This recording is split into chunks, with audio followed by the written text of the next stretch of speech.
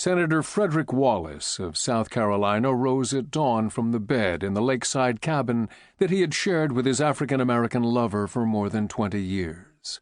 He went into the bathroom and relieved himself noisily. His lover, Elizabeth Johnson, liked to sleep later than he. Freddie and Elizabeth had produced 2 sons early in their relationship, both of whom were enrolled in Ivy League universities. Freddie's wife, Betty Ann, disliked coming back to Chester, their putative home, preferring the social life and shopping of Washington, D.C., which made it easy for Freddie to make weekend trips back to South Carolina, ostensibly for constituent services. He did a bit of that, of course, but mostly he and Elizabeth did each other. It was the only completely satisfying sexual relationship of his entire life, and he cherished it above everything else in his existence, except his status as a conservative Republican U.S. Senator. Since he was a politician, the hypocrisy of his position weighed lightly upon him. Once, a couple of years before, someone had found out and had tried to expose the relationship, but Freddie had, by a previous plan with Elizabeth, denied everything and fought the rumor to a standstill. He had been unable to see her for 3 months, and that had hurt him badly.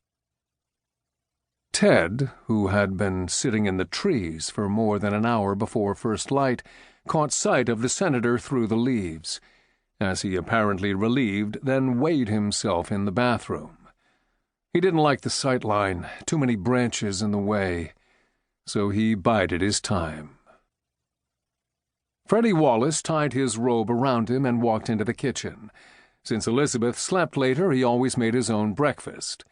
First, though, he attended to a little ritual that had been suggested to him by Harry Truman, a president whom he would not admit admiring.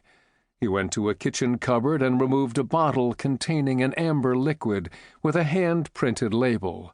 It was a private batch bourbon, 100 proof, that an old friend kept him supplied with, as many old friends kept Freddie supplied with many things, from suits to Cadillacs. He had once, in a reflective moment, calculated that if the value of all the gifts he received each year was made known to the Internal Revenue Service, the resulting income tax would exceed his income as a U.S. Senator. Ted had him in the kitchen now, and the line was good.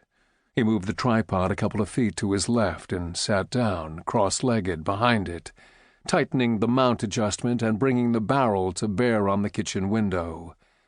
He had, on a previous visit, measured the distance from his present position to the center of the house, which came to 304 yards, give or take, and he had already sighted in the weapon for that distance.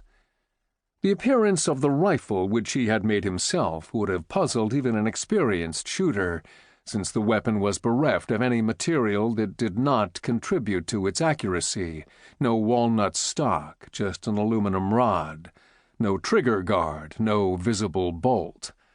The long, fat flash suppressor and silencer would have seemed totally out of place. Only the large, light-gathering telescopic sight would be familiar. Ted loaded a single .22 caliber long rifle cartridge into the chamber and closed it, then took his first sight through the scope. Freddie Wallace poured himself a jigger of the superb bourbon, then recorked the bottle and put it away. He tossed down the 1.5 ounces of spirits, waiting for it to hit bottom before he moved. The target stood absolutely still for just a moment, and Ted almost casually squeezed off the round. The only sounds were the ft of the firing and the tinkle of window glass as the copper-jacketed round passed through it.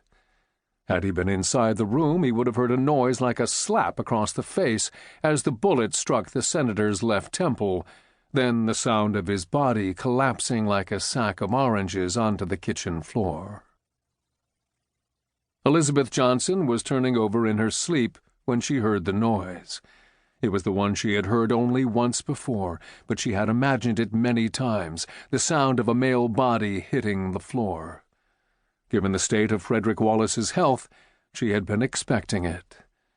She got out of bed, picked up her robe, and walked toward the kitchen with some trepidation. "Freddie," she called, but there was no answer. She continued into the kitchen and saw him lying there. It was not until she came near the body that she saw the hole in the temple and the blood and gore that the exiting bullet had taken with it. "Oh, shit, Freddie," she said. Then she ducked down below window level and checked his pulse. There was none.